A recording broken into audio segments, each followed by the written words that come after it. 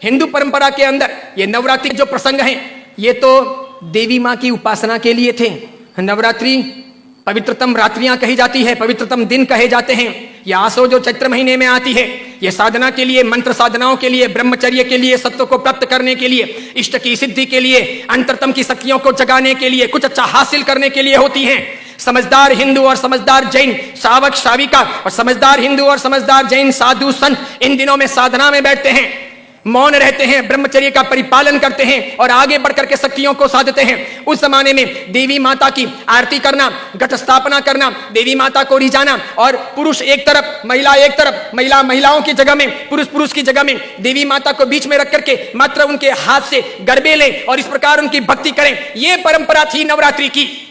उसके बाद में मात्र गुजराती स्टाइल में डांडिया आए थे, तो बहनें बहनों में खेलती, बीच में देवी मां की स्थापना की जाती, पुरुष में खेलते और इस प्रकार नौरते रखते, नवरात्रि पालते, खान पान का ध्यान रखते। उन दिनों में कोई शराब नहीं पीता, गुटखे नहीं खाता, चाय तक नहीं पीता, व्यसन नहीं करता, अलग अलग शयन करते, पति पत्नी अलग अलग रहते, ब्रह्मचर्य की साधना करते, संपर्क नहीं करते, शुद्धता प्राप्त करते और इतने सारे भोग विलास की जिंदगी के बीच में, इतने सारे विषय वासनाओं के बीच में कोशिश करते कि कुछ दिन पवित्रता के साथ बिताएं ताकि देवी माताओं के सानिध्य प्राप्त करके हम शक्ति संपन्न बन सके, उनके आशीर्वाद अपनी जिंदगी में फल सकें। गरबे गई, फिर डिस्को आया, नाना प्रकार के धुनें आई, नाना प्रकार के गायक आए,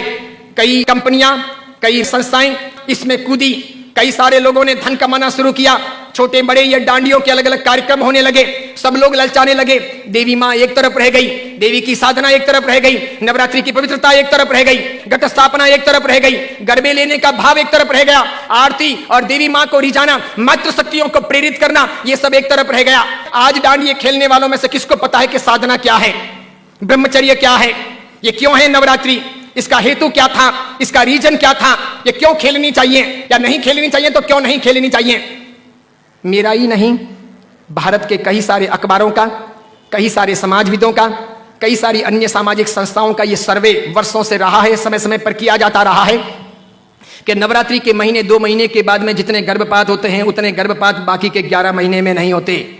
तो ये व्यभिचार नहीं है तो क्या है, ये दुराचार नहीं है तो क्या है, ये जीवन की भ्रष्टता नहीं है तो क्या है। इस बात पर मैं कुछ वर्षों पहले बोला था, अभी किसी ने वो वीडियो वायरल कर दिया और उस वीडियो को लेकर के अखबार ने लिखा। मैंने कहा जो सच है वो सच है कि हम अपनी साधनाओं को बचाएं, बेच ना दें। हिंदू धर्म की परंपरा हो कि जैन धर्म की परंपरा हो, कोई भी उत्सव महोत्सव हो, मैंने समय समय पर यह भी कहा था गणपति अगर हिंदू धर्म के देवता हैं और गणपति के महोत्सव अगर मनाए जाते हैं या उनका आराधन अगर किया जाता है तो उसमें कहीं जुआ नहीं खेलना चाहिए, शराब नहीं पीनी चाहिए, गणपति के नाम पर तमाशे नहीं करने चाहिए, लड़कियों के साथ में नाच गान नहीं होने चाहिए, गणपति लड़कियों को छेड़ने के लिए महोत्सव के तौर पर नहीं आ रहे, लड़कियां अपनी जगह पर हों, पुरुष अपनी जगह पर हों, वहां शराब नहीं पी जानी चाहिए, उनके पैसों का प्रपंच नहीं होना चाहिए, गणपति को सेलेबल नहीं बनाया जाना चाहिए। हिंदू धर्म अगर इन चीजों को नहीं संभालता है तो धीरे धीरे भारतीय संस्कृति का विनाश होगा।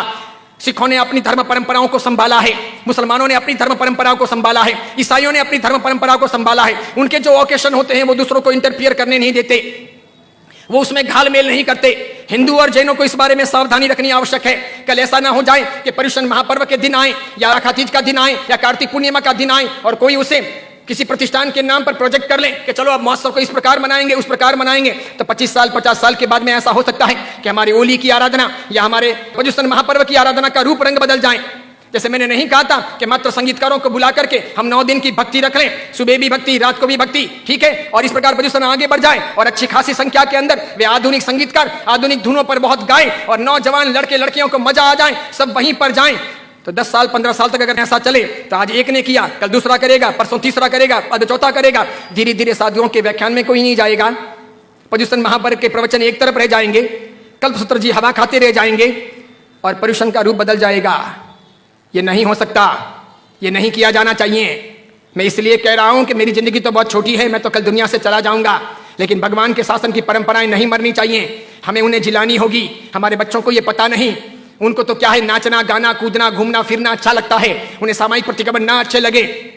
बिना पंखों के रहना उन्हें ना अच्छा लगे, लेकिन जरूरी यह है पर्युषण महापर्व की पूरी प्रक्रिया, उसकी साधना की सारी व्यवस्था समझी जानी चाहिए और इसीलिए हर बाबत के अंदर सावधानी आवश्यक है। हमारा यह वीडियो अगर आपको पसंद आया